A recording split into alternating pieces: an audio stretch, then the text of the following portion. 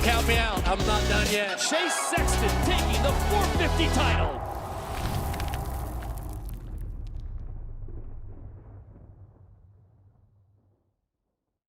Hello and welcome to the 2024 RM Fantasy season. I am Chase. And I'm Charles. We are your RM Fantasy SXperts, excited to be here for the 2024 season. I honestly, Charles, I cannot believe, and I'm sure everyone out there is thinking the same thing, I cannot believe we are just days away from the next Anaheim 1 season opener. I know. It is the most exciting time of the season, and this season is stacked.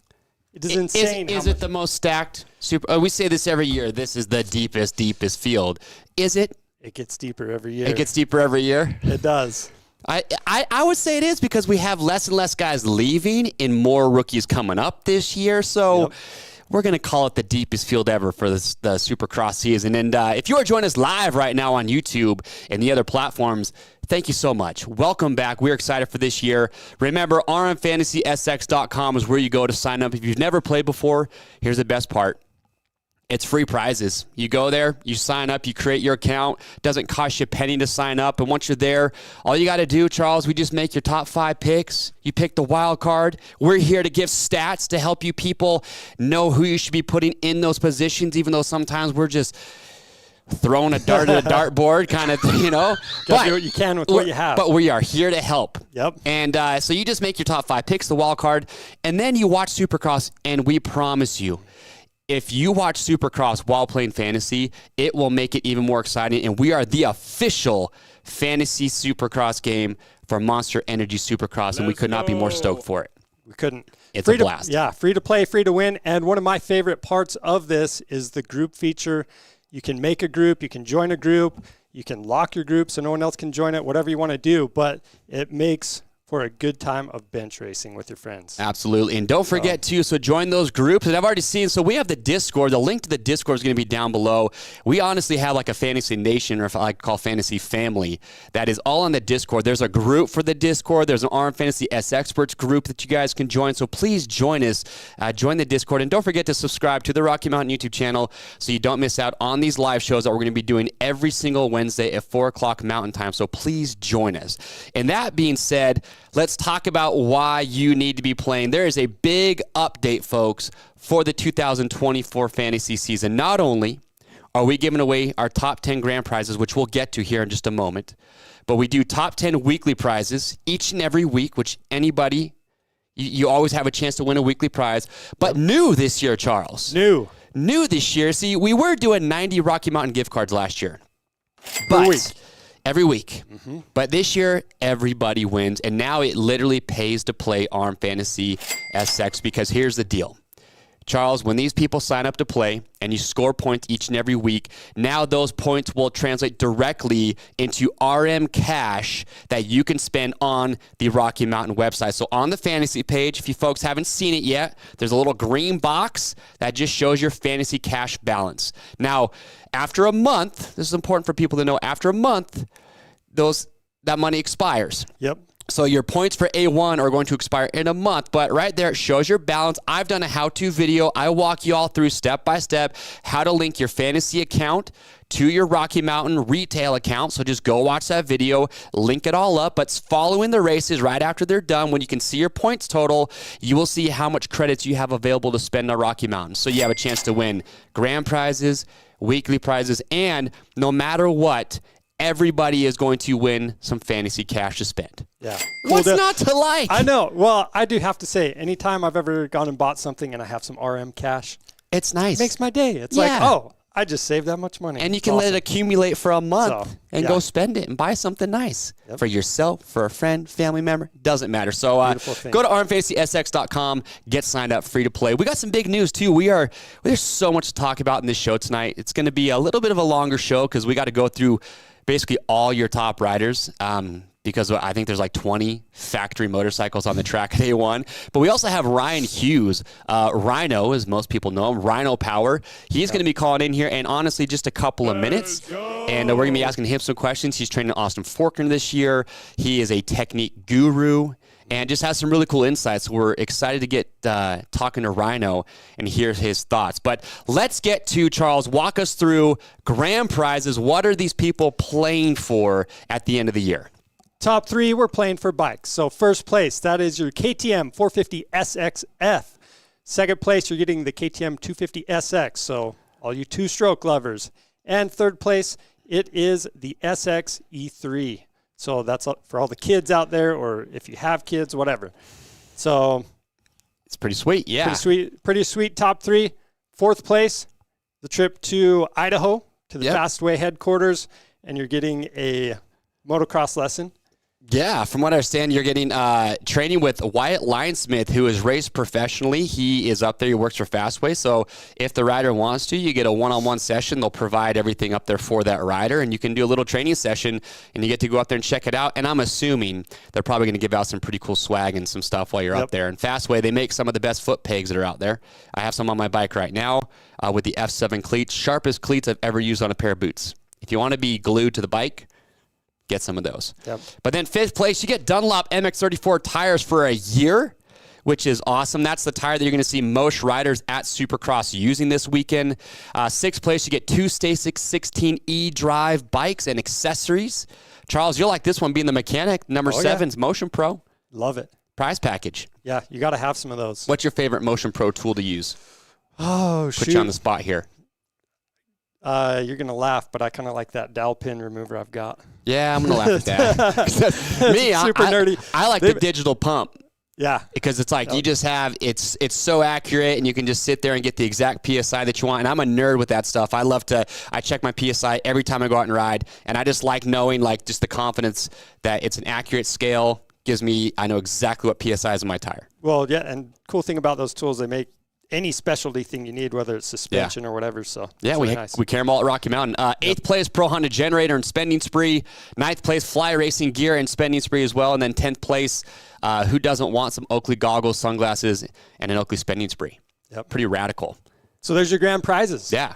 And we didn't even say, too, that first and second place, those bikes, the 450 and the 250, we fly them out to Utah and do this really cool presentation, take them on a cool ride. So, yeah, it's rad. Yeah. Plus they're race prepped. Yeah. So, and we're going to be doing some cool stuff with them. We're going to be putting parts on them throughout the Supercross season. Let's get to weekly prizes real quick here. What is up for grabs this week? And I think these people are going to be blown away that the weekly prizes are just as good as the grand prizes a lot of times, man. Yeah, they're insane. Yeah, first place, $750 spending spree for Cherubies. $750. That's a lot of plastics. You could crash all you need, and you'll always have plastics to replace. You got all kinds of stuff. Okay. So, second place, OGO. Third place, you got some stuff from Works Connection. Fourth place, FMF. Fifth place, tires from Bridgestone. Sixth place, Fly Racing. More fly gear. More fly gear. Alpine Stars. Yep. ASV in 8th, some F4 series brake levers. I've used F4 levers in the past. Love them. They have amazing warranties on their levers. 9th place, Fox V1 with Nips helmet. And then 10th place, speak of the devil, Ryno Power Prize package. Right now, I believe actually all Ryno Power products are about 30% off the Rocky Mountain website right now. Oh, yeah. They sent me a little care package, and I've been using some of them. Don't take the, the Focus that's... I'm going to have to ask Ryno. I can't remember the name of it. But there's one, it's a slow-release caffeine, and I took it for a workout later in the evening time and couldn't figure out why I couldn't fall asleep that night. Lesson learned. There you have it. Just know what's in the products you're taking. But, oh, my gosh. I can't, it's stressing me out, the A1s on Saturday. We're not even there yet, and I'm already worried about what my picks are going to be. You and I this whole week have gone back and forth multiple times, trying not to change our picks, even though we have a few times, and we've been doing some bench racing. We'd love to see in the comments who you guys have right now for your podium, who you think's going to win. Huge debate over Jett Lawrence right now. Tomac hasn't had a gate drop in almost 9 months, but he won A1 last year, should have won the title. What's a guy like Hunter Lawrence going to be doing this year? Is he a podium, a 5th place? Is he an 8th to 10th? We're going to talk about that. Just a lot to talk about, so I'm very excited for it. All right, so we're going to get Ryno on here in just a couple minutes. But before we do that, Charles, is there anything else that we need to talk about? Are we missing anything? It's free to play. Do all that. Remember, join the Discord down below. Join the Discord. Make the memes. Everybody loves Oh, that. yeah, the memes. We are going to show. We've already got memes raining in right now for the season. We've got a couple good ones queued up. So I know that the classics are going to be back. But, yeah, on the Discord, you can post memes, and we pick out our favorite memes throughout the weeks, and we show them on the show. So nothing better than that. Who's going to be at A1? I will be there.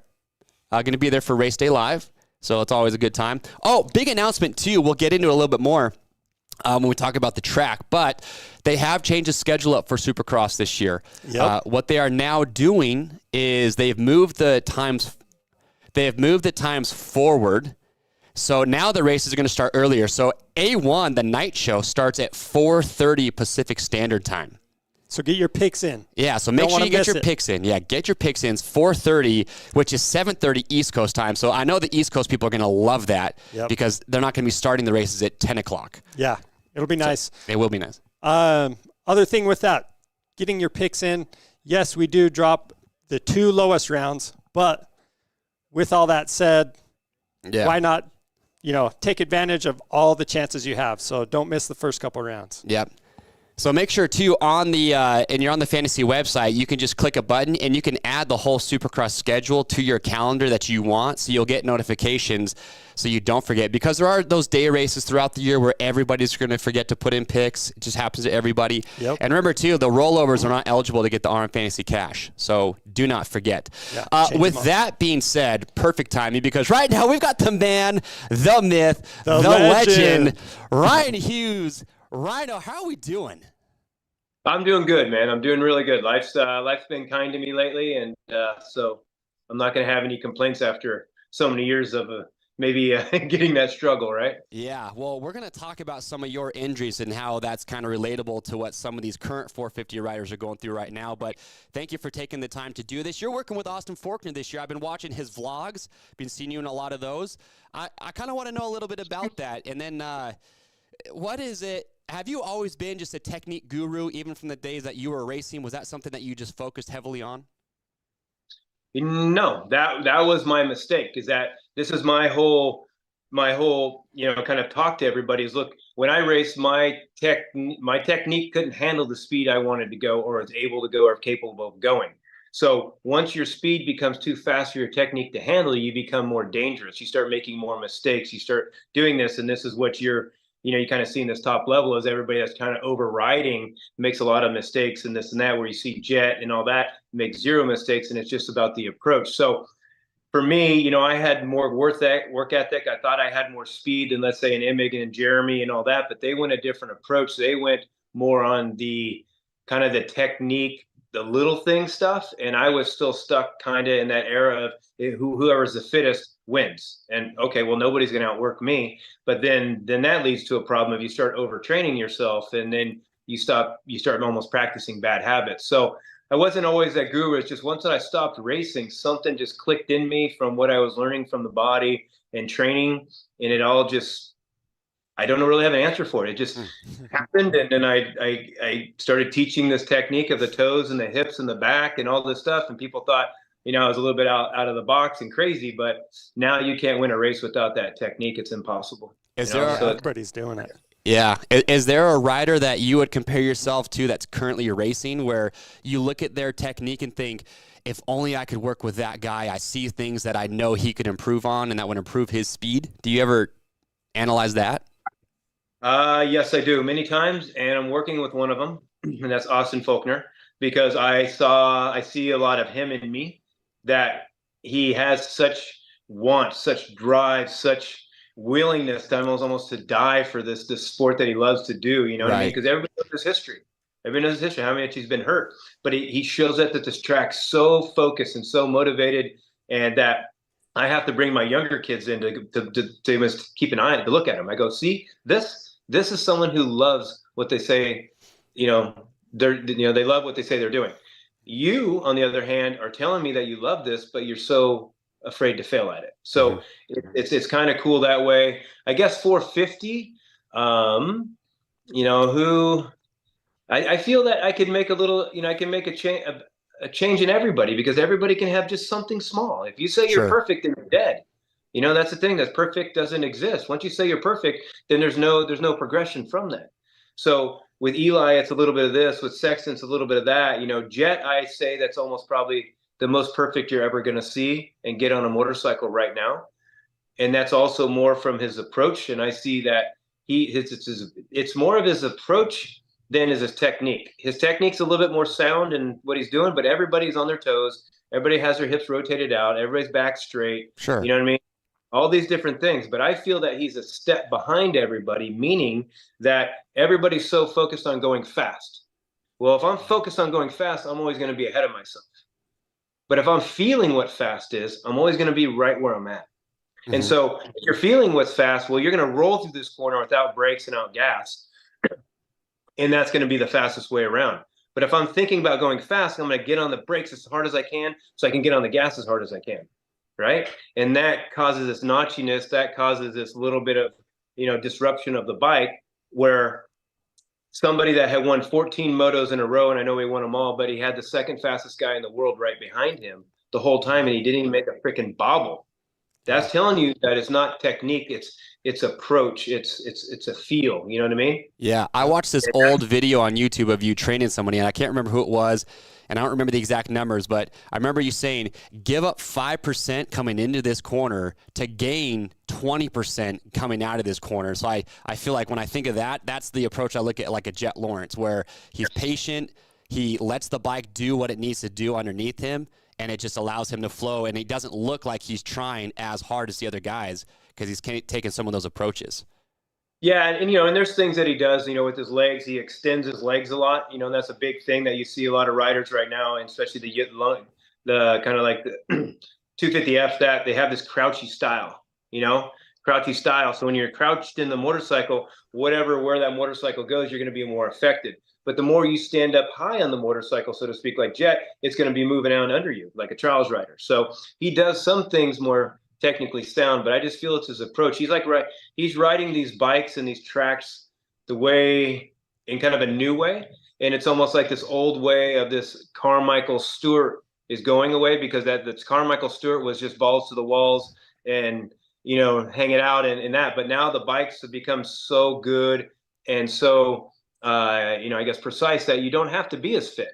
You don't have to try to ride as hard. You have to be as much as precise as you can be. Sure. And that's going to create speed, because there's so much traction and there's so much torque with these motorcycles that if you use that, then you get everything out of them. But if you don't, then these motorcycles can almost start riding you, right? Right. Well, let's switch gears. What were you going to say, Charles? Oh, I'm just wondering about Chase Sexton. Like, what's going to help him the most? Yeah, Well, go ahead. He blamed the bike a lot, right? We were kind of talking about this where he was like, and Jason Thomas also talked about this, and we thought it was funny. Like, Chase Sexton couldn't wait to get off that Honda, so he could go ride the motorcycle that Cooper Webb couldn't wait to get off of. And then Dylan Ferrandis couldn't wait to get off the Yamaha to go to the Honda that Chase Sexton didn't want, and now Cooper Webb's begging to go to the bike that Dylan Ferrandis was. So we were just wondering, like, how much of that for Chase Sexton do you think is mental versus does his technique maybe not fit the Honda as much? Because we saw what Jett can do on that bike. What do you think his mental state is? Is it more of a mental reset for him going to KTM, or do you really feel like the bike could make that much of a difference for him? I think there's a bike that suits everybody just a little bit more. Like a Honda really suits me. I like the ergonomics and things like that. But I can go just as fast on all bikes, but there's just that teeny little thing. So he might have that. Yeah, he might have that, but I'm just looking at kind of like a new girlfriend, you know what I mean? Kind of excited about her a little bit, you've seen the one in the mirror for a long time, the rear view mirror, you see that same fender red. Now you see this new girl in the mirror, it's an orange. So that brings excitement to me. And I think, I don't know. I think one thing, the biggest thing is getting that monkey off his back. He won the championship. That's huge. Now I can almost take a break, take a big breath, that he's not the guy to blow it. He's not the guy to blow it. You know what I mean? And so he won that championship, has something to prove, but I don't think that a new bike is always the answer, because that's just not taking the blame yourself that you didn't step up, or that you made the mistakes, or, you didn't make changes in your own riding, right? Like for me, Cooper Webb needs to make a couple changes in his riding and really start to work on being more, because right now, to be at the best, you need to be more of a dancer than almost like a fitness athlete, right? because of what's happening. Everybody's dancing on these motorcycles now. It's not almost so much as a fitness game. I talked to Cincerello about that, and he's like, yeah, man. He goes, yeah, you got to be fit, but it's not like back in our days on the 125s, 250s, where it's just as fast as you go. But it's taken a long time for that mentality to get out of our sport, I believe.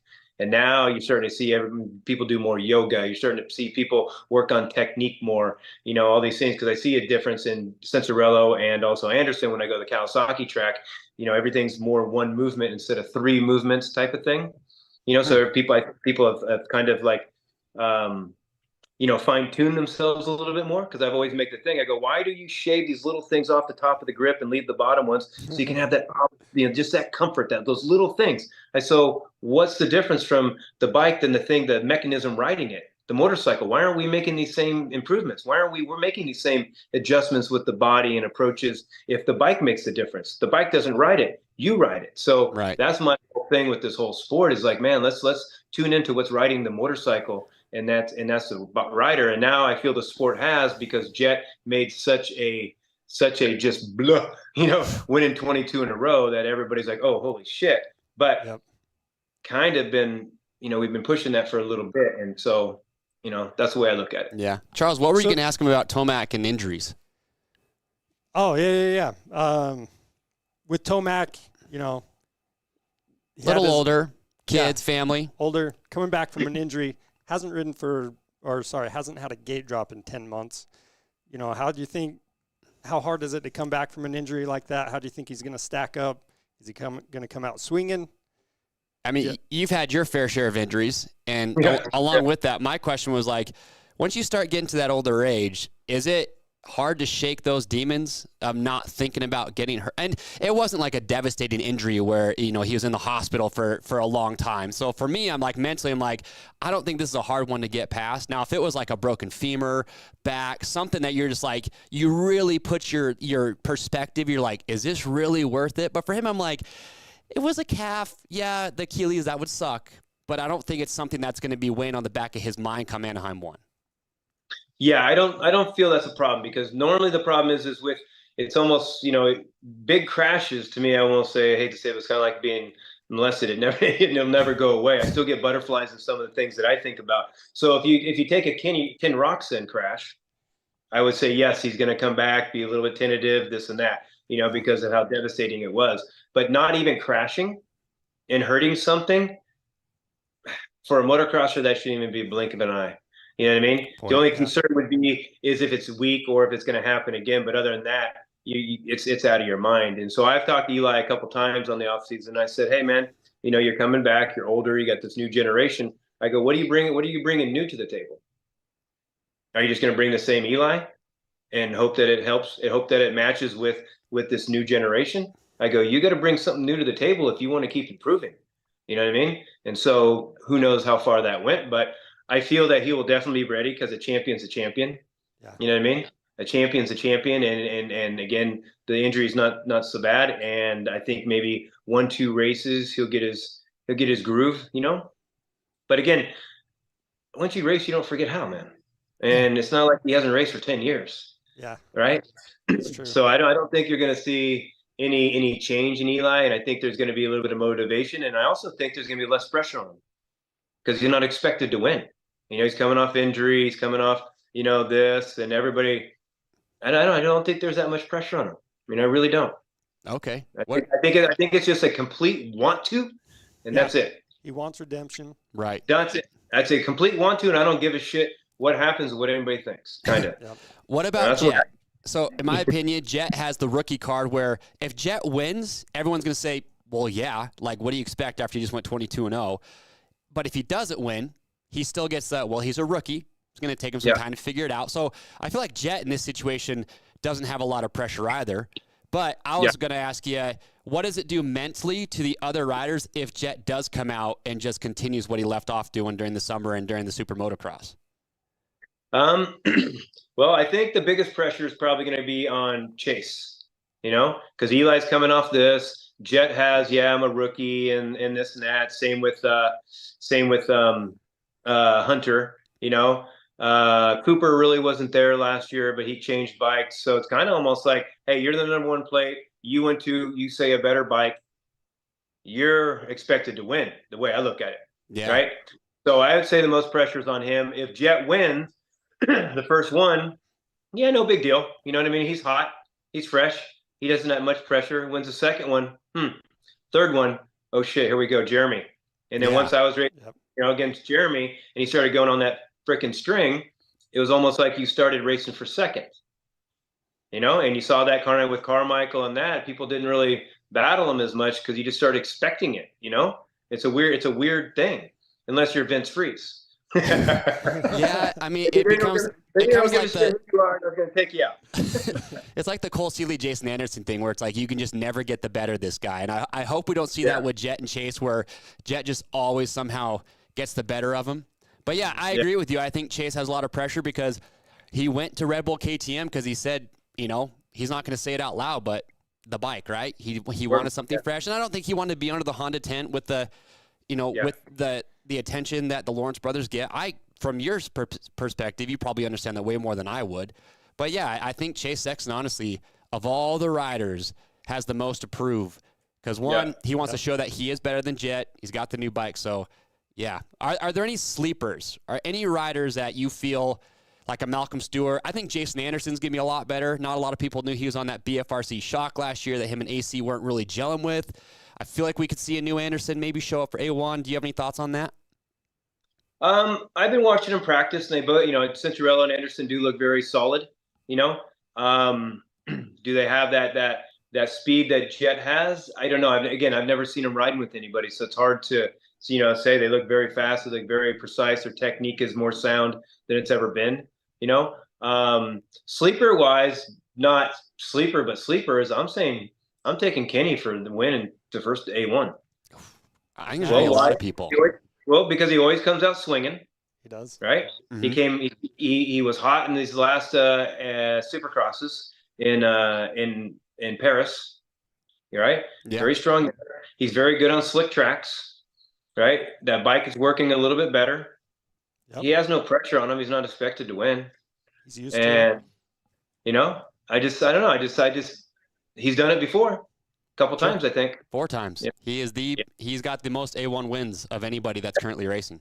So that's what I'm saying. It's like everybody else has so much pressure on him, nervousness. He doesn't have anything on him because he's still on a kickstart bike, right? So just again, when you go into race, you guys ride too. When you ride when there's no pressure on you and it's just fun, it's just you're a different rider. You know what I mean? Everything slows down. And then once you put that expectation of I have to, I got to, I need to, it's like almost like you got suffocated and everything speeds up or you're slower. You're just like, you know what I mean? And so when you can have that, not have that in the first race, I think that's huge. Gotcha. That's huge. So last rider question before we want to actually talk about Ryno Power in your company, because I think there's a lot of people that maybe don't know kind of how that'll evolve, but Jorge Prado, I don't necessarily think he's on anybody's radar for our top 5, and I don't think he probably. I don't know what expectation Jorge has rolling into Anaheim 1. I did see an interview that he did with Gypsy Tales, and I don't want to be too judgmental, but he talks with a lot of confidence. Almost feels like arrogant sometimes when I listen to it, and I don't. But maybe I'm just completely misreading that. But I would ask you, what do you think? Because he looks good on a Supercross track, but there's a lot of guys at that level can come over and ride a Supercross track really well. But what do you think on a race night, come gate drop main event, what's the biggest wake-up call that a guy like Jorge Prado is going to have that he doesn't know is coming yet? The only thing that I would see different is just maybe hay bales, or not hay bales, but tough blocks on the track. Yeah, how much does that change for a rider not seeing tough blocks? It makes the track gets like skinnier, And then instead of having 4 guys on the track and everybody moves out of their way, there's 20 guys on the track and nobody's moving out of your way. Yep.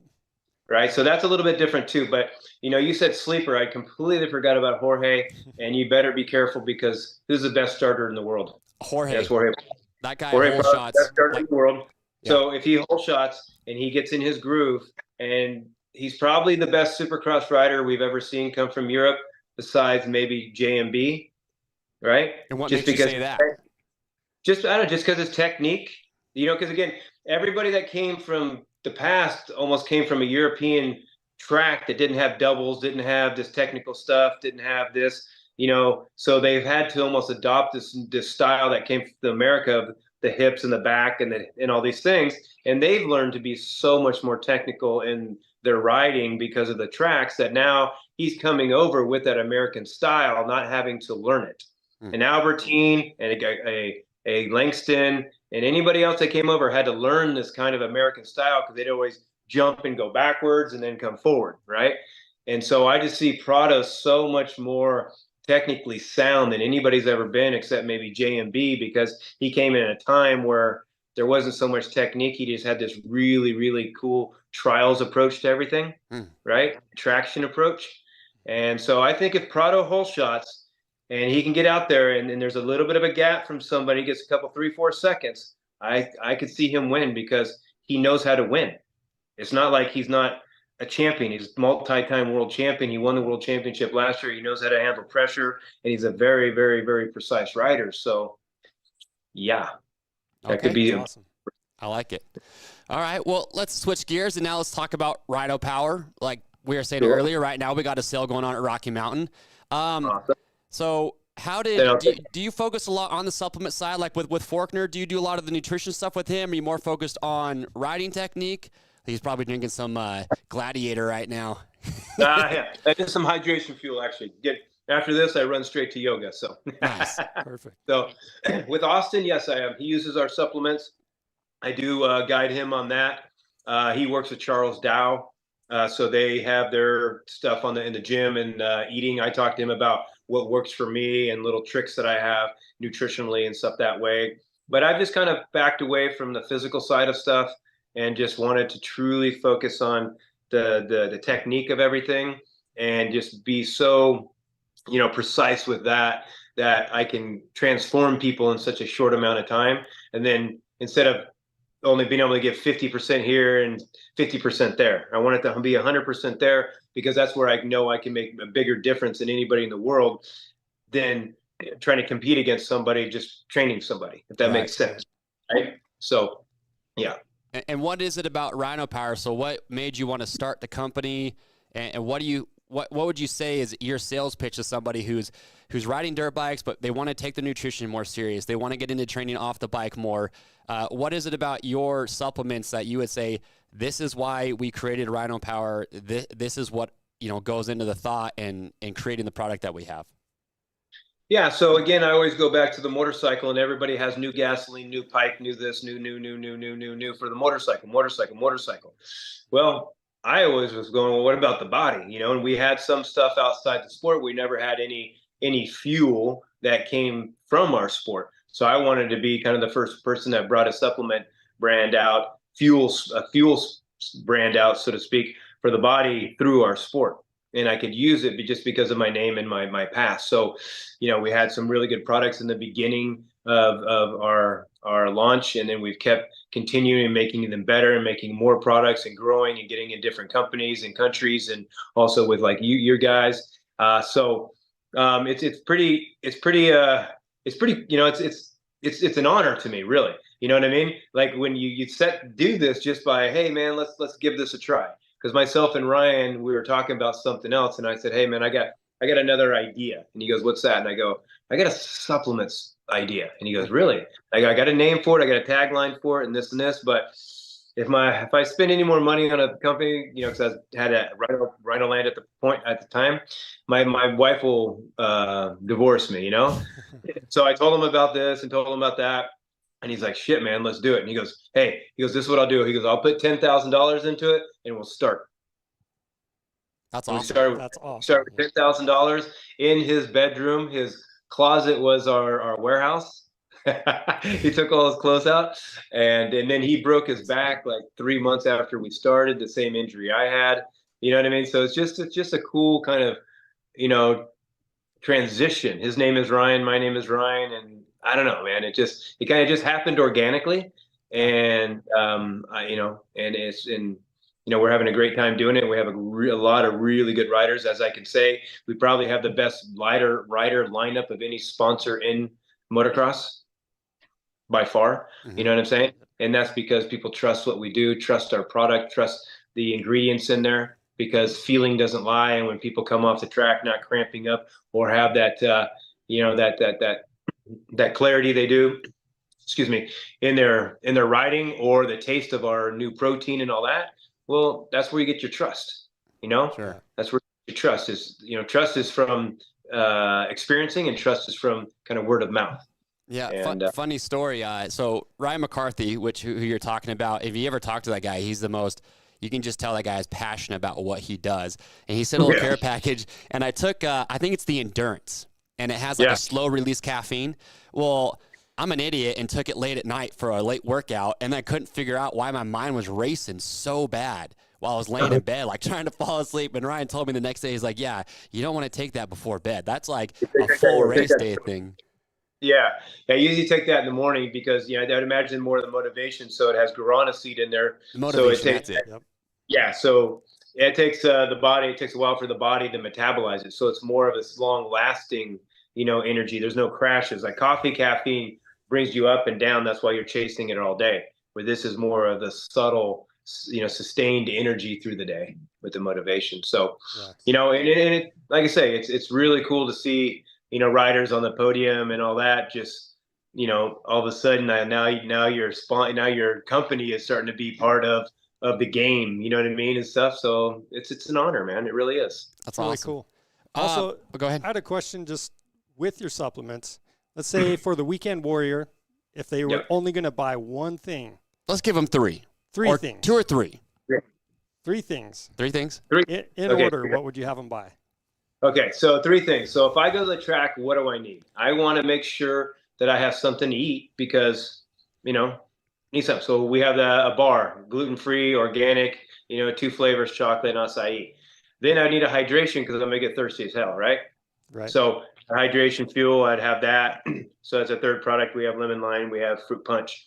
And then, you know what? I want to make sure I kick everybody's ass. So I'd probably take some endurance caps because the endurance caps will give me that will buffer that lactic acid, bring more oxygen uptake in my body. So when the end of that moto, end of the day where we're pushing, I have a little buffer to it. I have, I guess a little bit of octane booster at the end of the race, which you would probably like in your motorcycle. So those are probably 3 things that I would take to the track if I only could take 3, Okay. I like the Mana Gel packets. That's one of my favorites because I'll stuff those in my pocket on mountain bike rides. When I'm doing long, extended things, activities, or if I know I haven't maybe eaten, within a certain time frame before a moto, slap out one or 2 of those 30 minutes before my moto. I know my body can metabolize that and actually get into my system ready to use for stuff like that. Yeah, and so in speaking about that, excuse me, that's why we've kind of separated everything. So again, if now you're saying what I need right away. So again, I would take a gel right before I went off the line, right? While I'm sitting in staging or whatever, I'd take a gel. But if you're saying what 3 things for the day, well, I need food more than I need a gel. So again, and so that's why we separated everything, because again, you might be living somewhere back east where it's super humid and need more electrolytes, because I'm living in Alaska that is cold, but now my event is 3 hours and yours is only 15 minutes. So, you know what I mean? You can almost kind of be your own little kind of chemist, I guess, with what your body needs for the activity that's asking for. Mm-hmm. Right? Or starting to perform. And so you can kind of pick and choose things. And I think that's very important, because there's some events that I need this, and some events I need to do that. Yoga, I wouldn't take this, but going to race my mountain bike, I would take that. Right? Mm-hmm. Fair enough. Yeah. All right. Well, Ryno, last question before we let you go. We're going to put you on the spot here. It's Anaheim 1, the most stacked 450 class we've ever seen, right? But if you had to choose right now, give us your podium for Anaheim 1. Oof. Okay. Is it in order or just a 3? If you want to do an order, you can. Order. But in order? All right. Who are you picking to win? Do first, second, third for us. All right. Who I'd want to, or whatever. If you're gonna bet. Yeah. If you're I know that's what I'm going back to. Okay. That's what I'm going back to. Okay. So I'm gonna go Lawrence or Jett 1. Jett first.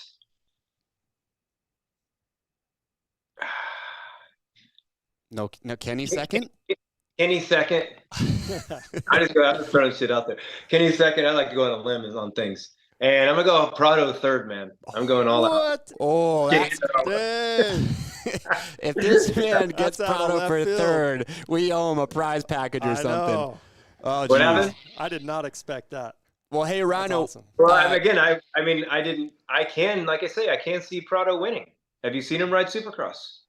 That's everybody the thing. Everybody that's seen him ride Supercross I've talked to say, dude, his corner speeds are unreal. Really? So the kid can ride, man. Okay. I'm probably going to pick Tomac, but I think Malcolm Stewart's my sleeper to win just because he was leading last year, flying at the test track, but he's got phenomenal speed, so he'd be my sleeper pick. But but again, he hasn't raced longer than Tomac, Yeah, true.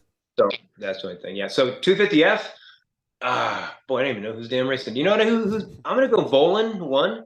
He's been riding really good. Okay. Bolin first. Second. I don't even know who's racing, man. Who's racing the class? Are you leaking it right now? Because I haven't even seen what Pro Circuit's doing for their East and West. You didn't say Austin, so I'm assuming Austin's going East Coast. It's getting leaked live right now. He gives the shoulder shrug. Hey, you didn't hear it from me. You heard it first right here on SXperts. You didn't hear it from me. That's awesome. Yeah. Well, hey, Ryan. Tell him we're stoked for him to come back. Yeah, we appreciate everything that you've done. Awesome to see what you got going on. And congratulations just on everything, on Ryno Power, your training. Looks like everything's working out for you really well. We appreciate you taking the time to come on our show, and we are definitely going to have you back once, twice more this season to kind of see how things go and hear a little bit more of an update from you. So, again, thank you so much. We appreciate your time, and best of luck with everything you got going on. Yeah, thank you, guys. Thank you for having me on again.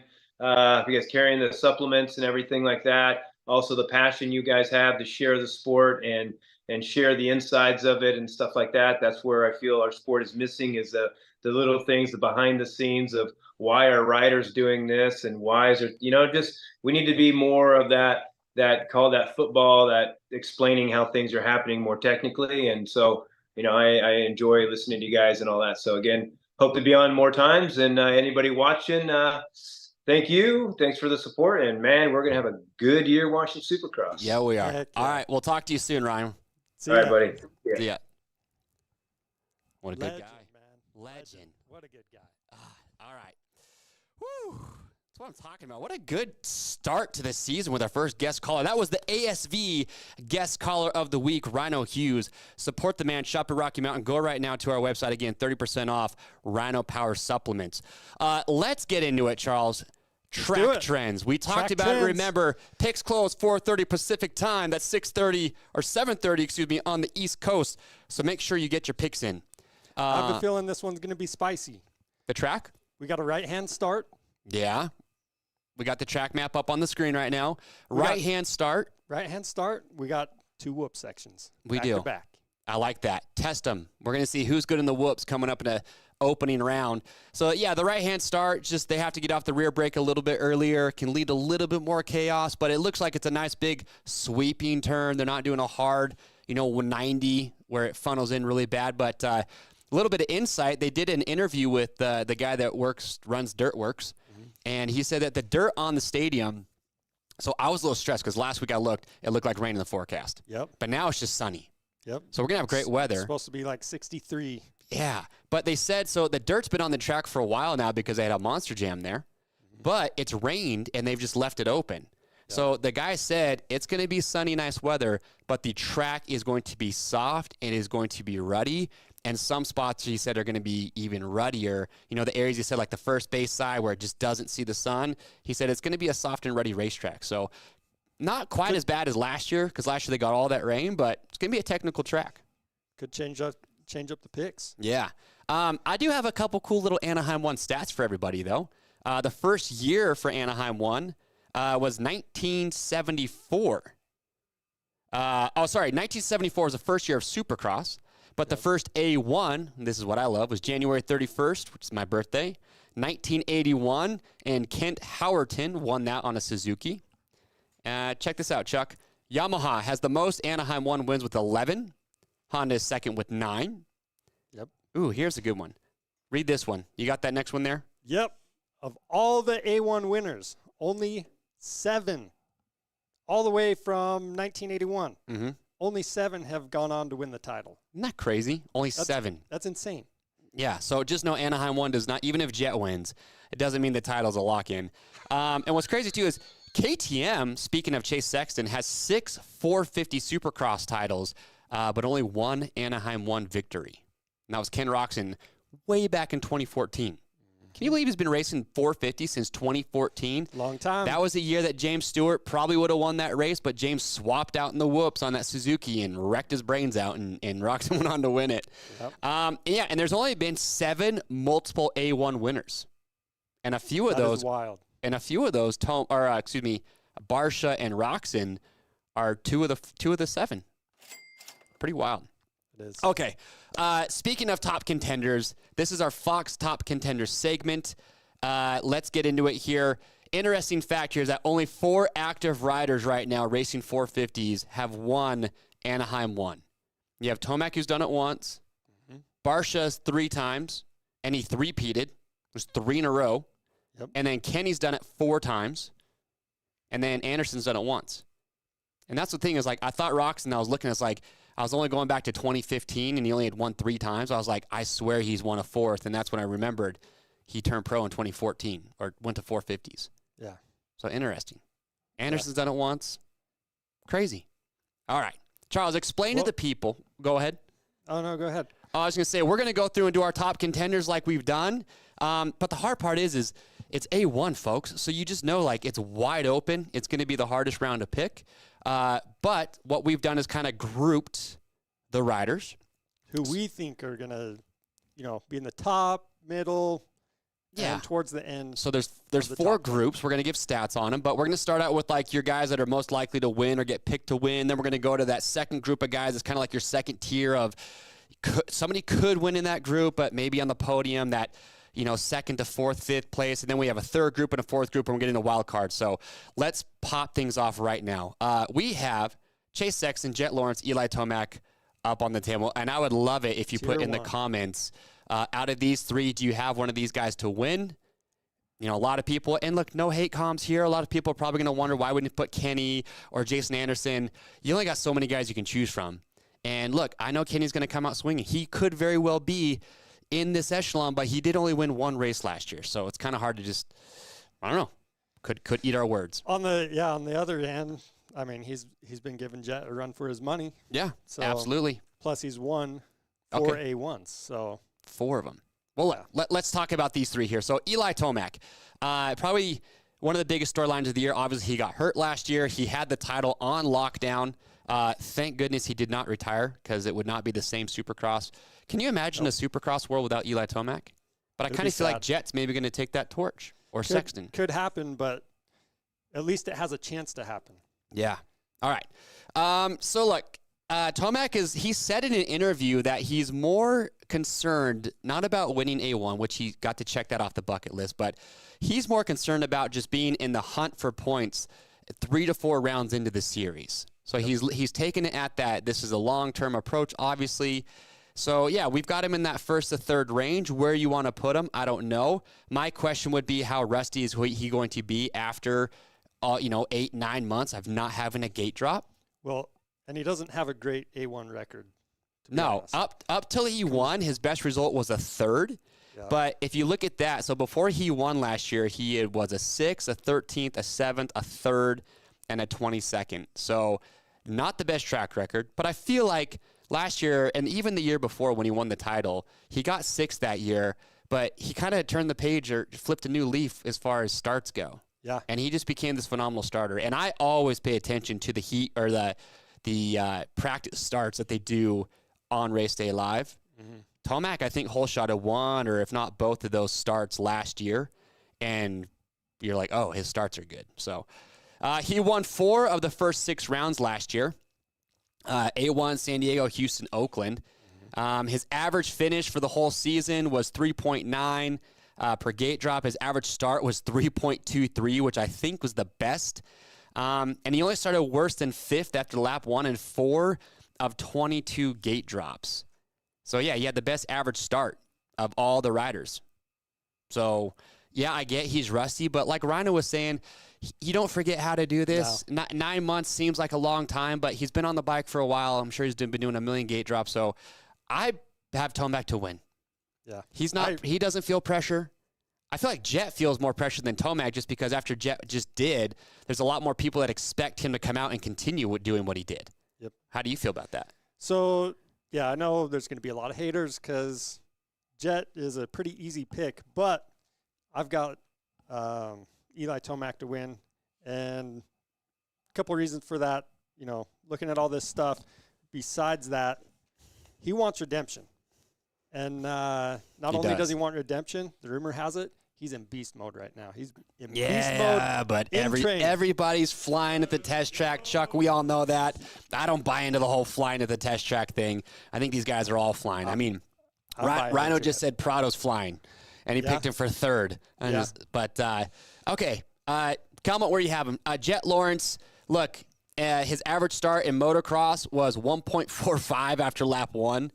He led 164 laps. Next closest was Roxon with 6. He won 4 out of the 6 races in the Super Motocross 3-round playoff that they had. First rookie to ever go undefeated in outdoors. The question, is he giving more baby gifts to Kenny? Doubt it. No but way. I don't know. Like statistically, after what he just did, it's a no-brainer. But at the same time, like my reasoning for not putting Jett in there is, look, 450 Supercross, it's a different sport than motocross. It's tighter tracks. Guys are going to be going closer in lap times. And I kind of feel like these 450 guys have something to prove with Jett. And I feel like, not that they're going to go out of their way to take him out, but they're not, I mean, nobody's afraid to rub fenders with Jett Lawrence. You know what I mean? So it's more of like no one's going to shy away from, maybe trading a little paint with Jett on the track. Yeah, outdoors is not the same. Might be a little different learning curve. And that's why I look at Jorge Prado and I give him, it's a different sport. Well, even A1 for the 450s, it's just going to be a different feel. And the nerves and everything, guys are going to be riding tight, all that stuff. So I don't know. Where do you have Jett? So I did put him in second. I think he would be a safe bet in first to third. Okay. I've got him in second. Maybe he'll have one of those big brain moments and just freaking pole shot and win. I don't know. We don't know. I don't have Jett on my podium. I'll show you where I have him when we lock him in here in a little bit. Let's move on to Chase Sexton. Interesting what Ryan brought up, Ryno said he's probably got the most pressure of all the riders just because he blamed the bike a lot, went to KTM. Let's just say for all intents and purposes, he went there for the bike. Yep. But did the mental reset thing. But if he comes out to Anaheim 1 and really struggles and doesn't look good, everyone's going to be talking about it. You know what I mean? It's going to be like, see, wasn't the bike. Yep. It was you. Or, you know what I mean? Well, there's a lot more that he has to lose if he doesn't come out and at least podium at Anaheim 1. And for sure, I would say he's I don't know if he'd admit this, but I think he's got to be thinking, I've got to beat Jett at race 1. Oh, 100%. Shake that, get that monkey off his back. I think he did beat Jett 2 times in a row at Charlotte, right, when they went to the Speedway. But did that count? Because then Jett got the better of him again and won the title? Yep. I don't know. Well, and the thing is, he's got same trainer, same mechanic. He was on that older frame and then just switched frames about a month ago, right? Yeah, which is kind of a big deal to do right before. To get used to that, I honestly think it might take him a couple races. I agree. It's going to be I don't know. So his last 3 A1s, he went 3, 5, 14. He led 5 laps at Anaheim 1 last year. He's been really good at A1. Like that 5th he got the year before, you could argue he was going to lead laps there. He made a mistake behind Kenny. But even still, he's been good at A1. Last year he crashed twice. Had a better finish than Tomac of 7 of 16 rounds last season. His start was 3.7, so he was right there just behind Tomac, so his starts were good. Yep. And he finished ahead of where he started after lap 1 78% of the time. So he was, if he wasn't crashing while leading, he was moving forward. And there's not many riders that can really move through the pack at Anaheim 1. No. Chase is one of those guys I feel like could, but the bike's got to be dialed for him. Dude, check this out. What? He started 5th or better in 18 of 22 gate drops. So that's 81%. Better than Tomac did. Yeah, and he only finished behind where he started 3 times last year. Wow. And I'm gonna bet those 3 times was washing the front, leading laps. All right, interesting. Yep. Okay, so that's a Group 1. Let's move on to Group 2. Who do we have here? I feel like this is where some of the hate comms might start coming, but hey, we got thick skin over here as the SXperts. Yeah. All right. We got 5 guys in this group, so we're going to try and hustle through these guys. Okay, we got those. Yep, on the shot. Sweet.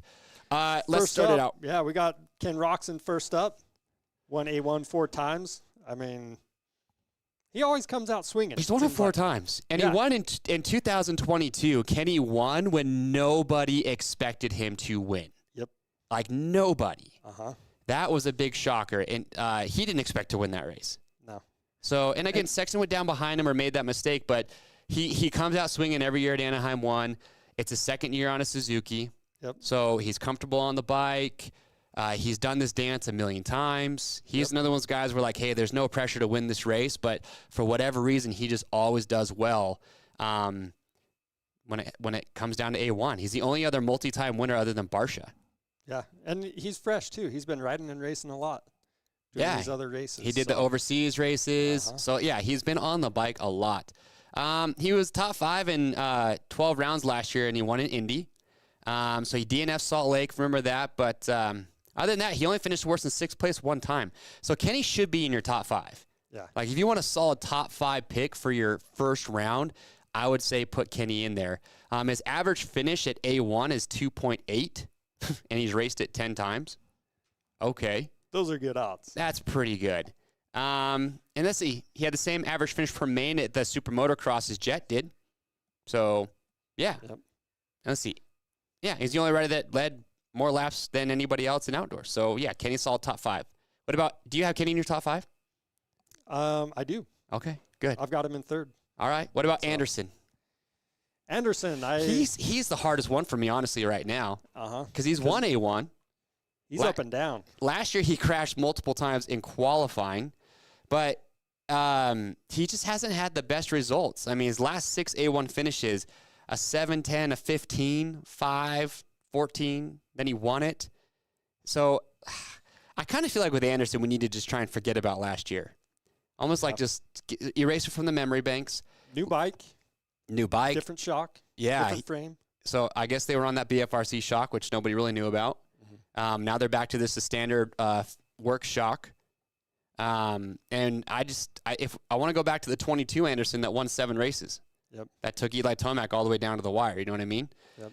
His average finish at A1, 8.83. He's only had 2 overall podiums in 2023. That's the shocker, right? He went from winning 7 races to not winning a race and only had 2 podiums. Yeah. Which is kind of crazy. He led 33 laps, all in Triple Crowns. Yeah. So, I mean, I expect a different Anderson this year. I don't know if that's going to translate to him coming out and just winning A1 or being on the podium, but it wouldn't surprise me. What do you think? I think he's got something to prove. Do you have him in your top 5? I don't have him in my top 5. Me neither. No. I've got somewhere top 10, yeah. There's a lot of these guys, it's like if they finish in top 5, you can be like, well, all right. Like, not surprising, but you just don't have that confidence to put them there until maybe they prove a little bit something, right? Yep. Maybe qualifying. If Anderson's up on top in qualifying, maybe he's feeling good. What about Cooper Webb? So he's done pretty dang good at Anaheim 1. For whatever reason, 2.2935. So that was on KTM. He's never qualified better than 7th at A1. So Coop's one of those guys where he just doesn't qualify that great. So don't stress out about Coop if he's, around 10th in qualifying. Yeah, he shows up for the night show. Do you think we got a new Coop, though, on the Yamaha? I'm kind of nervous. I'm torn because, thinking back to SMX. Yeah. First 2 rounds kind of struggled. I think it was like 8th and 7th. But can you read into that too much? Because he was kind of figuring out the bike. Yeah, and then he started doing better towards the end. So 3rd overall at the LA Coliseum. But does 3rd overall tell that story? Because he was off the pace quite a bit. It wasn't a close 3rd. He was kind of dropped. But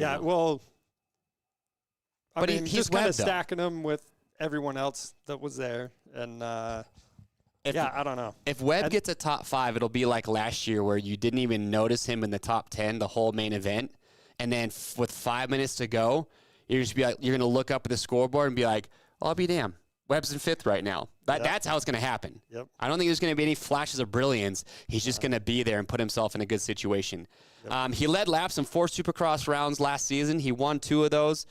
And then to give you an example, of qualifying, he qualified 15th in 2020, and he finished 3rd. So he's just kind of a gamer. Completely different. Yep. And his average finish last year, a lot of people forget that, yes, Sexton won the title because Tomac tore his Achilles, but if the week before that, if Adam Cianciarulo does not concuss Webb with his front tire, Webb wins the title. A lot of people forget that. Yeah. And I get it. You got to be there to win it. But Webb was second in line, not Sexton. Sexton won because those 2 guys got hurt in back-to-back weeks. So that's something you got to remember is Webb was could have won that title pretty easily last year after Tomac did that. So, I don't know. Yeah. Average finish before Nashville, 2.79. I know. Better than Tomac and Sexton. Yeah. Like, that's crazy. Yeah. Well, actually, sorry, I was thinking of starts. But still, phenomenal. Let's go to Malcolm Stewart. Flying at the test track. Flying. He does look good, though. I watched some footage of him. And Christian Craig said it. He said everyone's chasing Malcolm. Yep. And I don't know how serious, but Christian said if Malcolm doesn't win A1, he's going to be very surprised. And so my only concern with him is even if he's out front, I'm not saying he doesn't have the speed, but he hasn't had a gate drop in, 10 months, something like that. So does he have the stamina to stay up there? And 2, those first 2 races last year, he crashed. So I don't know. If he can keep it together, heck yeah. I was thinking about picking Malcolm to win, but then I took him out. He led laps last year, and then he had that bad crash where I think his bike went in neutral. He's raced 4 Anaheim 1s in the 450 class. His average is 9.75. He's taken 7th twice. So not the results you'd want to see. Only raced 2 rounds last year. Then he got hurt, missed the whole season after that. So he's going to be rusty. But here's the thing, though. In 2022, he was in top 5, 13 of 17 rounds, 75%. So he's a solid top 5 guy when he finishes. Yep. And in 2022, he started 5th or better in over half the gate drops. Yeah. So I'm kind of banking on those stats and a Malcolm Stewart who's looking to kind of rejuvenate himself. And after you miss the entire Supercross season, I feel like he's probably got a lot more, maybe feels like he's got more to prove than other riders, let's say. Yeah. How do you feel about it? I would agree with that, but for the other reasons of, hasn't raced for a while, I've got him in 5th. Okay. Well, but in your top 5. I know he's got speed. He's in my top 5. Okay. But I don't know if he can maintain. All right. Barsha. See, another A1 winner. Dude, I don't have him in my top 5 right now. So why not just keep blasting people? We've got a new Barsha, dude. The fam life's calmed him down a little bit. I feel like the fam life's chilled him out, but look, he's won A1 twice, the A1 opener twice, and he won the opener in Houston in 2021. So he's won the first round 3 times. Dude comes out swinging. Last year he crashed while he was leading laps, right? No, sorry, Tomac got by him, but then he crashed in a rhythm lane. But so, I mean, you can see his results right there: 15, 11, 3, 1, 1, 1, 3. Hasn't started worse than 5th in any season opener. That's the crazy stat. Is a dude always just, for whatever reason, Justin Barsha at the opener rips starts. Yep. I don't know what it is. He just does it. So his SMX finishes is 23, 6, 7. But here's my only thing about Barsha is he got hurt pretty late in the year. I know he took a lot of time off, and he was just a little late getting on the bike. Yeah. And it was a pretty good injury that he had where he break his collarbone and some other stuff. So I don't know. I just don't have that Barsha fever that I've had in past years. Maybe if you watch qualifying and he's just top of the board or up there, I don't know. What would it take for you to put Barsha in your? If Barsha qualified first, would you change your picks and put him in your top 5? I think I probably would. Barsha's a guy that runs off confidence. If he feels fast and good. And even then, all year, I feel like he was pretty close to the front anyway. Okay. Last year. He rode really good. Yeah. I mean, so He almost won that race with Kenny, right? Took it down to the wire. Yep. So, yeah, if he's qualifying like that, then, yeah, I'll probably put him in. what's crazy is that he only led laps in 2 rounds last season, A1 and then around 14 in East Rutherford. And we got to remember, too, he won East Rutherford, that mud race. Yeah. I forgot about that. So my notes told me. Well, good thing for notes. All right, well, so that's your second group, right? These are like your guys that some people might pick one of these riders to win, but most, I would say, are probably going to have them maybe on the podium, but kind of rounding out that top 5, right? Good top 5. That's right. All right, let's get these guys off. okay, tier 3. Tier 3. Here, Charles, I'm going to give those to you. Okay. Keep them safe. Tier 3. We got 3 riders in the Tier 3. Speaking of Aaron Plessinger, who, let's talk about him first. Guest caller coming up. Do it for Dale. Yeah. Do it for Dale.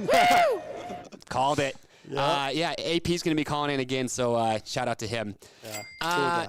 Look, I feel bad doing this because he should have won Detroit last year. Yep. But outside of that, which not even he could explain what changed and why he was just able to lead easily 21 of 22 laps or however many they did that night.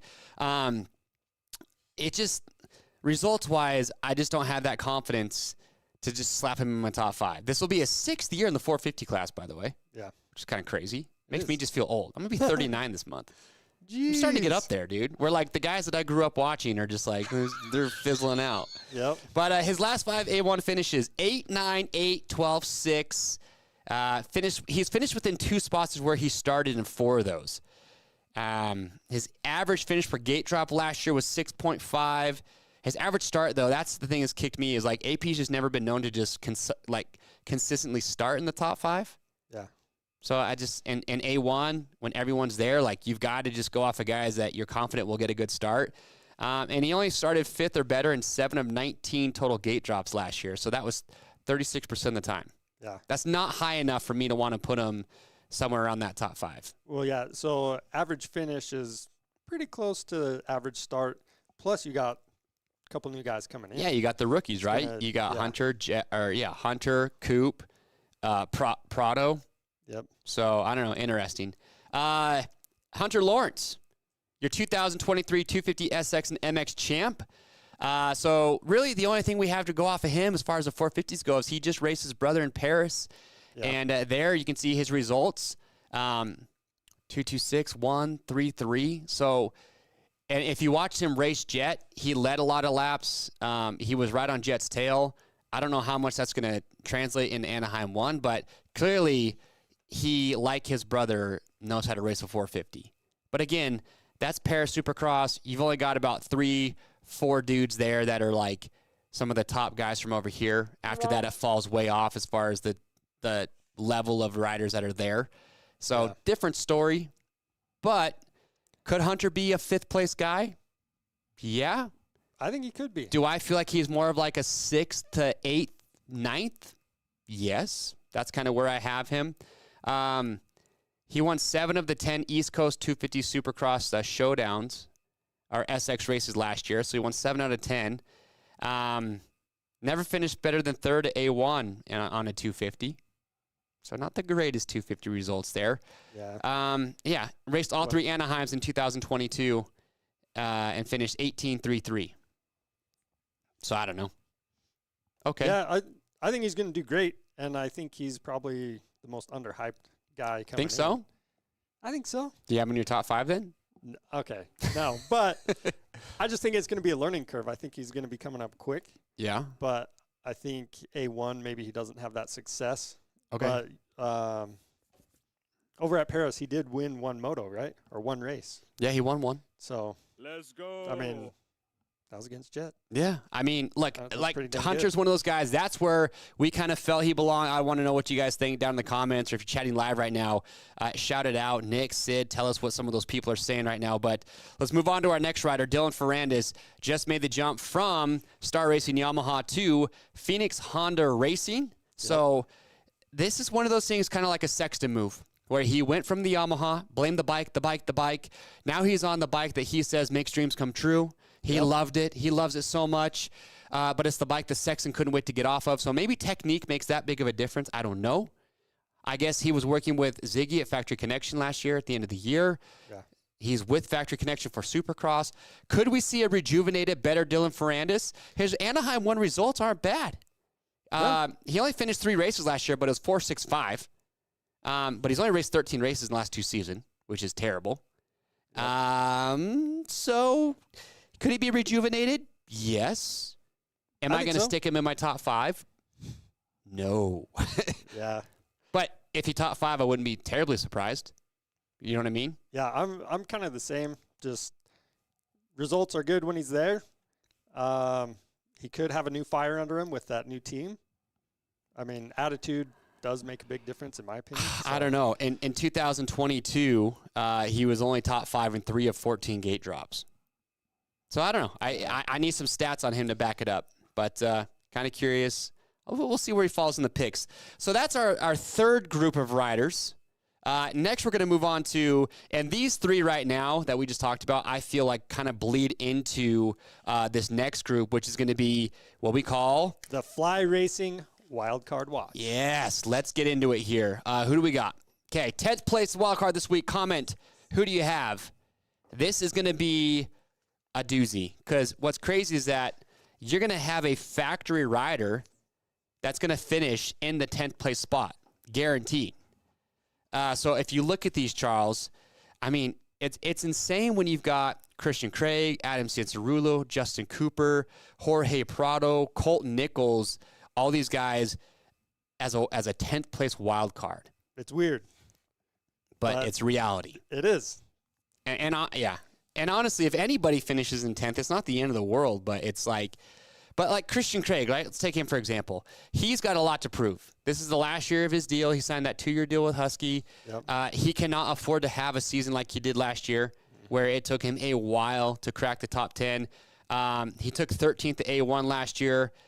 He raced in 6 A1s on a 250. He won 1 of those.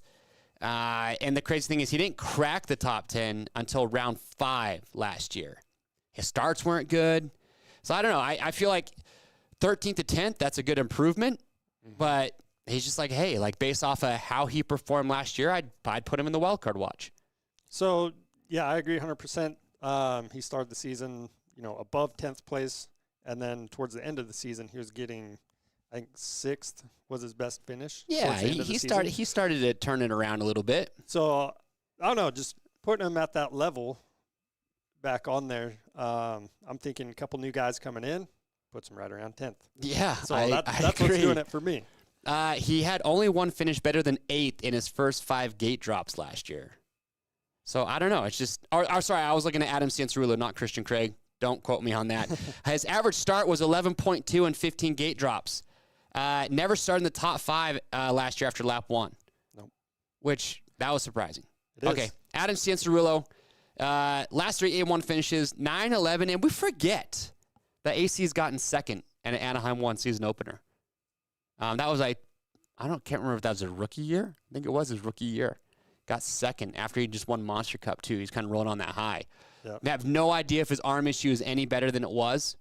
We'll see.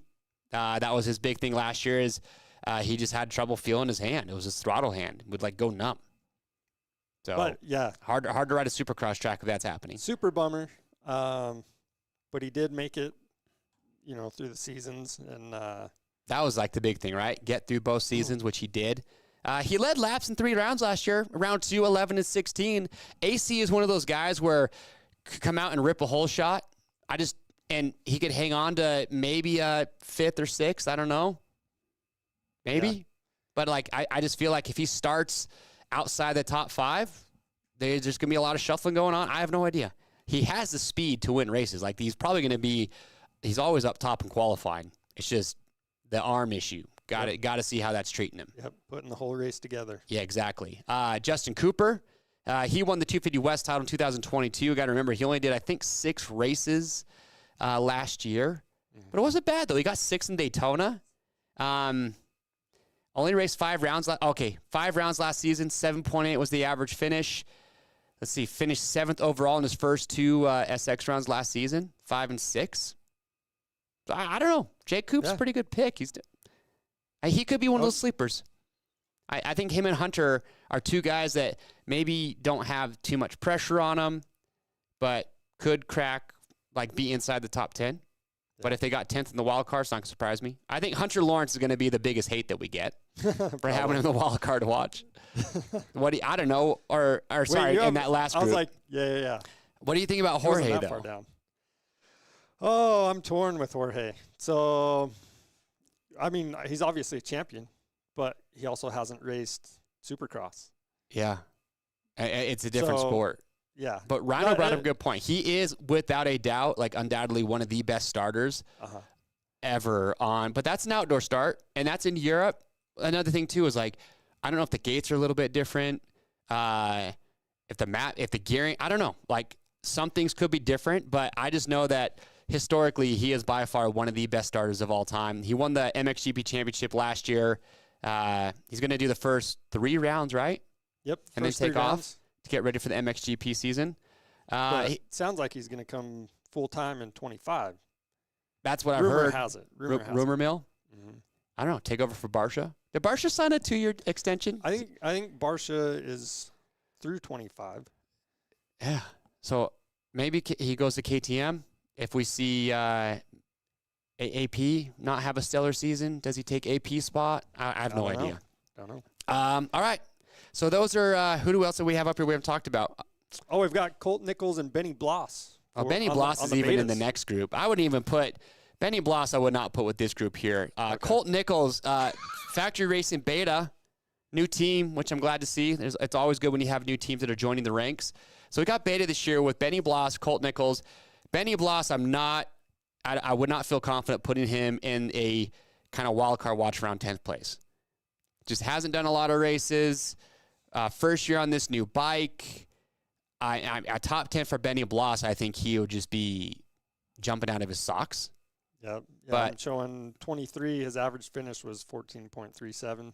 Yeah. So. And look, when you're on a factory bike, here's the thing I think you got to think about too, though, with Benny is last year he was full privateer mode. And when you're a full privateer like that, the stress levels are unreal, right? And you're never going to ride to your full potential. I don't think when you're a full privateer and you just have so much to worry about other than just racing your motorcycle. But now that he's on factory beta, maybe it relieves some of that stress or some of that workload that he had, and we'll see better results. I still don't put him 10th or better. Nichols, I could see. Colt got 6th last year on Honda. A lot of people forget about that. It was his first 450 race. He hole-shotted the main event. And took 6th place. So not a bad first season result or first race result. Raced 12 rounds last year. His average start of 10.39 and his finish was 11.25. He did have 3 hole shots though. And he got 6 at day 1. Not bad. Not bad. But I'm gonna stick him in that wild card area.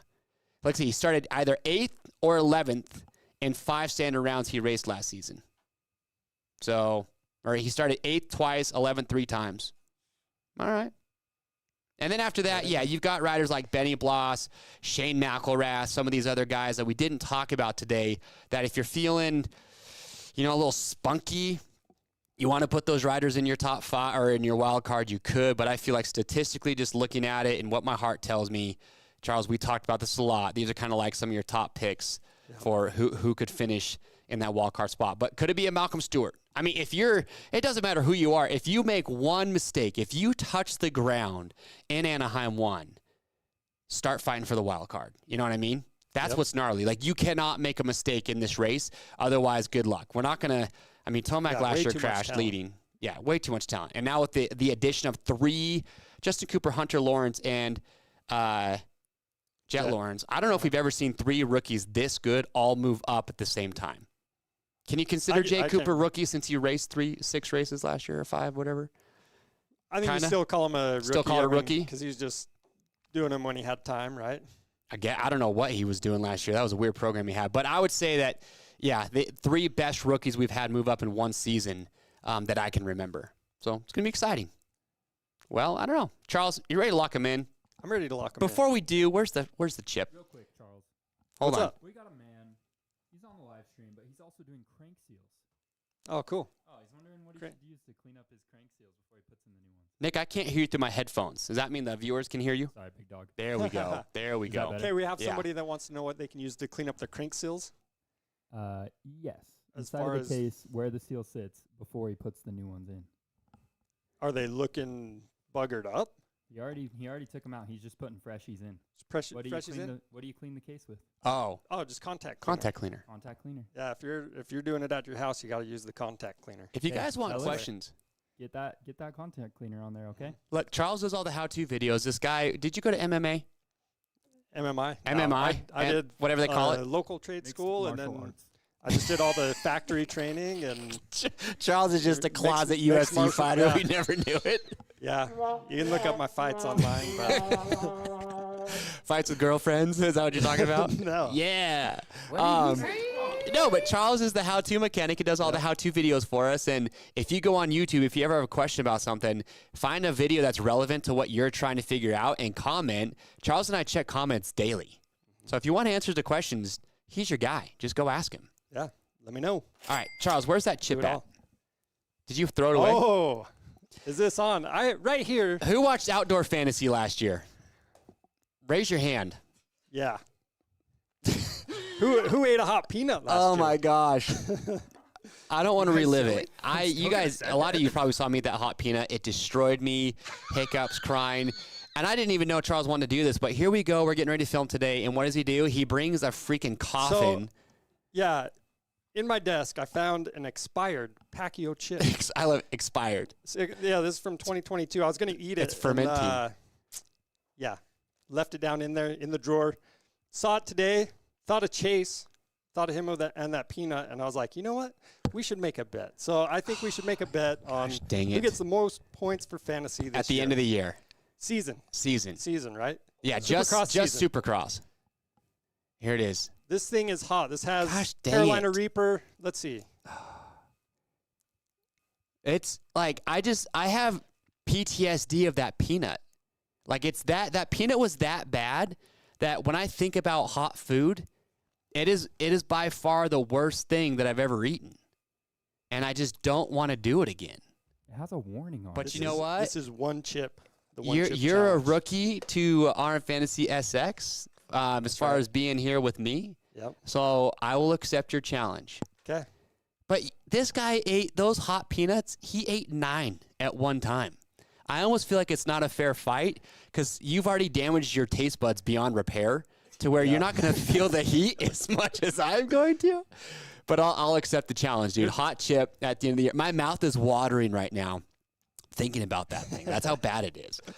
But look, Charles, let's lock them in real quick. This is the Cherubies. Lock them in. We have a weekly prize up for grabs this week from a Cherubies. $750 spending spree to buy all the Cherubies plastics you can handle, hand guards, chain guides, all that good stuff. So I will lock them in first. Sydney. Okay. By the way, everybody, say hello to Sydney. We haven't let Sydney say hello yet. What's up, everybody? That's right. Behind the If scenes. anybody ever wants to know Sydney's passions, it's Harry Styles and Disneyland. Whoa. That's so true. Thank you. That's how well I About know Chase her. Sexton. And if anybody wants to follow me on my scores, my username is Chase Sexton #1 fan. So You'll be in the watch group. out for me. I'm gonna Join be the group. top scorer this year. I'm getting that Hey, back. if Sid beats both of us, we both eat a hot chip. How about that? Deal, Done. but if I'll buy I lose, another. I don't eat anything because that's rude. Fair enough. Okay. All right. Well, Sid, throw up the picks. Let's lock them in here. Here we go. The Cherubies lock them in. Here I have it. I have Tomac. I think he doesn't have to win A1. No pressure, but I just think the old dog, the experience gets him there. Ken Roxon for second. Malcolm Stewart third. Jett Lawrence, that's my controversial pick for fourth. But look, it's his first race on the 450 at Anaheim 1. Jason Anderson fifth, and then I've got AP in my wild card. Charles? All right. So I've got Tomac in first as well, which I'm sure is a very We got a lot of controversial flack pick. for this. Oh, I know, because I'm guessing most people are putting Jett Lawrence first. I mean, I didn't put Sexton in my top 5. That's also crazy. But Tomac, Yeah? I'm banking off of experience too. You know, kind of what Ryan was saying, going along with all that. Jett Lawrence, he's Jett. How can you argue with that? Roxon always does good at A1. dark horse. And Sexton, next up. I mean, man, he is fast. He was really fast last year. It's all that year. bike, dude. I'm going to look how he goes through back-to-back whoop sections and then make my decision there. Yeah, you got to. So, I mean, these could change after Yeah. qualifying. But with that, I mean, he's going to be up there. Stewart, we know he's fast. Does he have the endurance? And then I've got Christian Craig for the wild card. Okay. Well, look, everybody, there you have it. That is the Lock 'em In segment. Anything could happen this week at Anaheim 1, and I'm excited. I don't know about you, but quick little recap here. Sid, one more time, throw up the weekly prize that we have up for grabs this week. So make sure you get your picks in if you haven't already. Remember, there are timestamps. So for those weekly prizes, it goes off the earlier timestamp. So if a lot of people tie or whatever, it goes to whoever put their picks in and then was bold enough to not change them during the week. But here they are up for grabs. Remember, we got the grand prizes. Rocky Mountain ATVMC, RMFantasysX.com. Chuck, we said it, dude. It's free to play. Free to play, free Free to win. money. Free money. Free to win. Free money that you win for your points. Again, you can see that your fantasy cash balance right there on the fantasy website with the click of a button. It all links up after you get it all set up. Go watch that how-to video I did. But again, thank you for bearing with us. Longer episode today, but I had an absolute blast. Yep. Shout out to Thanks to Ryan Hughes. Yeah, Ryno for coming on. I hope you guys enjoyed his little bit there. He had a lot of good stuff to say. Yep. Curious to see what Jorge Prado can do after Ryno picked him for third. But in any case, we love you. Oh, the memes. I forgot about these. Let's check some out. Okay, Jett, Tomac. That's a good one. Let's get you to Hey, bed. I made one. By the way, guys are hating on me. What? He needs some milk. Oh, that's funny. You said you were better. Yeah. What's that guy's name? Is that Maori? Murray? Maori. Maori, something like that. 40-year-old wearing butchered Danger Boy it. gear. Hello, fellow kid. Oh, my gosh. It's true, though. I like that one. Let's go. See? Tomac. Tomac and Jett are going to be the two top guys to win. Yep. Got to be. That's honestly how I feel with my 3.5-year-old.